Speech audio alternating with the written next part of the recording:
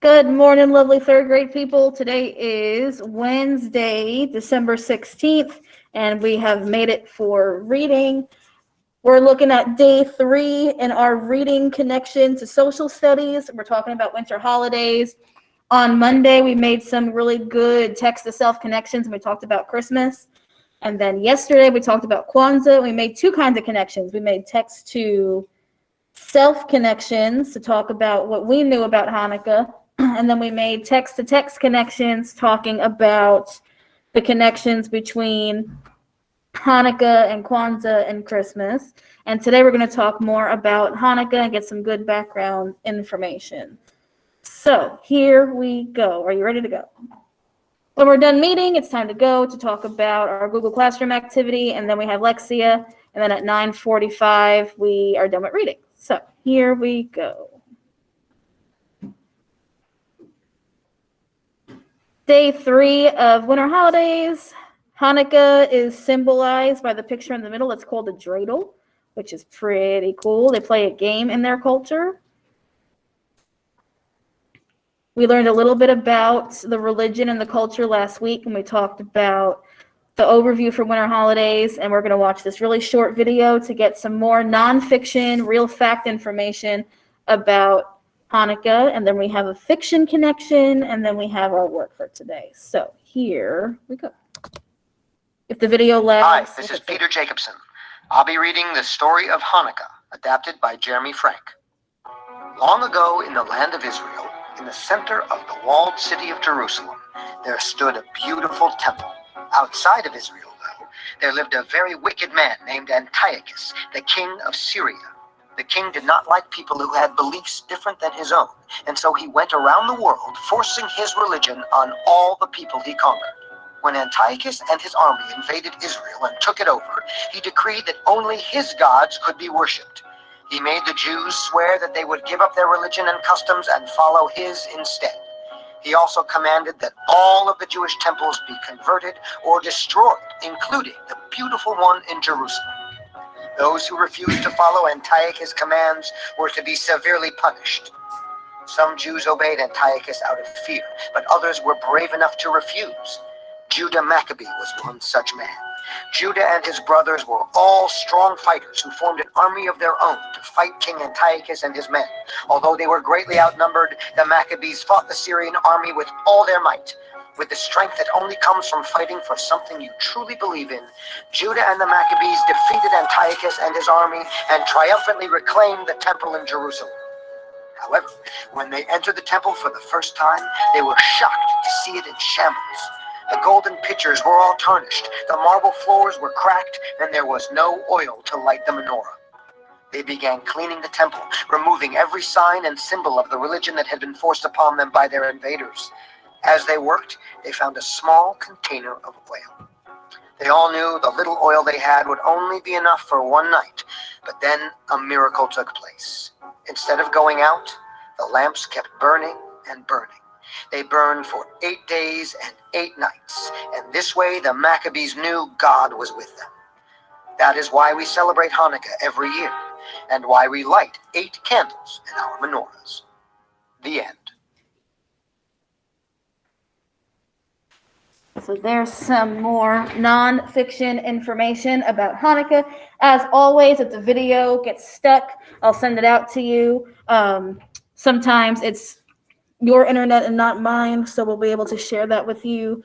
But I think we're in good shape. So that's our non-fiction connection to Hanukkah, some information to help us. Now we have enough time for a short fiction connection. This is a fake story for pretend, for entertainment, and it's called Shmelf the Hanukkah Elf. And this story is really silly, and it makes some really good text-to-text connections between Hanukkah and Christmas. So I think you're going to enjoy the story. It's not very long. If the video starts to break up again, I'll send it out after the meet, but we'll leave it on so we can record, and we will take care of you after that. So enjoy. Hi, everyone. You're just in time for another great story. Schmelf the Hanukkah Elf, written by Greg Wolf, illustrated by Howard McWilliam. Up at the North Pole, covered in snow, you'll find Santa's workshop, as most of you know. But no one can do all that work by themselves, so helping him out is his army of elves. The most unsung elves of those who assist are the elves in charge of checking the list. They all work so hard, down to the last elf, and the newest of them was a fellow named Schmelf. Schmelf didn't spend time playing merry elf games, but sat in his cubicle staring at names. His job was to check through Santa's list twice to see whether kids had been naughty or nice. Schmelf loved what he did, but as Christmas drew near, he looked at his list and he cried out, "Oh dear!" He'd found many children who had been quite good, but would not receive presents, though it seemed that they should. He ran like a flash to see the head elf, who smiled and said, Now, calm yourself, Schmelf. Of course you don't know, since you're still quite newish, but the kids on this list are actually Jewish. They don't celebrate Christmas, but that's fine, you see. They celebrate Hanukkah, their own jubilee. It won't be dear Santa who brings them a gift, but their mommies and daddies. Do you get my drift? Schmelf returned to his desk. His mind was quite shaken. Kids with no Christmas? He must be mistaken. So later that night, careful not to be missed, he snuck off to visit a house on the list. Schmelf peered in and wondered, could this be right? There wasn't a tree or a stocking in sight. Instead, he saw menorahs with candles so thin, and children were giving their dreidels a spin. There was Gelt chocolate coins wrapped up in gold foil, and latkes frying in pans filled with oil. Then Schmelf saw there were presents, one for each night. His elfish eyes gleamed as he squealed with delight. Schmelf listened as Mom told the Hanukkah story of the Maccabees' battle for Israel's glory. And though the brave soldiers won their great fight, their temple had oil for just one more night. But once they'd set the oil ablaze, a miracle happened. It lasted 8 days. Hey, now I get it, Schmelf said with a grin. Hanukkah's awesome. I'm totally in. He raced back north and went straight to the boss, the big man himself, good old Santa Claus. Schmelf explained his discovery, this holiday grand, and when he was done, Santa held up his hand. Good Schmelf, chuckled Santa, it fills me with joy to see how you care for Jewish girls and boys. It shows me that you are much more than a clerk, and so I will task you with this special work. Hanukkah is a time for family and song, for joy and tradition. It's where you belong. I've decided at Hanukkah you'll travel the world, bringing magic and joy to each boy and each girl. Santa gave Schmelf clothes of white and of blue, the colors of Hanukkah, that much Schmelf knew. And a sleigh that could soar straight through the air, with a Jewish reindeer by the name of Asher. Now you good Jewish kids, for 8 nights each December, Schmelf will come visit, some years in November. He'll make sure your latkes are crispy and thin, your menorahs burn brighter, and your dreidels win. If there's one special gift that you'd like this year, tell Schmelf. He'll whisper in Mom's or Dad's ear. He'll do what he can to nudge them that way, in hopes that the present brings cheers of hooray. To reward Schmelf and Asher for all their goodwill, you can leave out some gelt and a nice kosher dill. What a magical Hanukkah, you'll think to yourself. See you next year, Schmelf the Hanukkah Elf.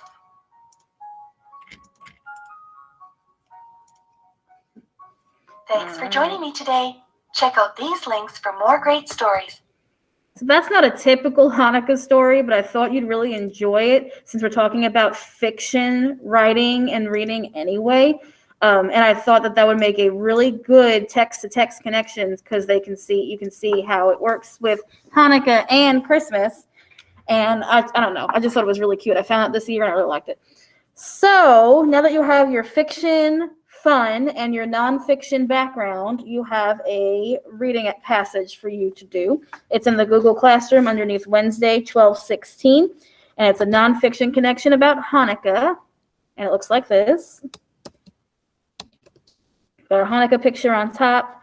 We have our passage that has 1, 2, 3, 4 paragraphs. It says, the holiday of Hanukkah began many years ago. Judea, the home of many Jewish people, came under the rule of the king of Syria.